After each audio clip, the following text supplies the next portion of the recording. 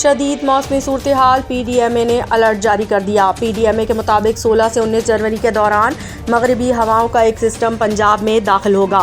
20 से 23 जनवरी के दौरान मरी, गिलियात और दीगर पहाड़ी इलाकों में बर्फबारी और बारिश का इम्कान है, जबकि इसी अरसे में पंजाब के बेशतर अजला में भी बारिश मुतवक्का है। लाहौर, सरगोदा, गुजरावाला, साहिवाल, मुल्तान और बहावलपुर डिवीज़न में बारिश होने का इम्कान जाहिर किया गया है। PDMA के मुताबिक लोकल गवर्नमेंट, महकमा सेहत, रेस्क्यू 1112, पुलिस और महकमा ट्रांसपोर्ट को अलर्ट जारी कर दिया गया है और वज़ीर आला पंजाब मरियम नवाज की हिदायत के पेश-ए-नज़र तमाम मुतालिका इदारों को पेशगी इंतजामात मुकम्मल करने की हिदायत की गई है।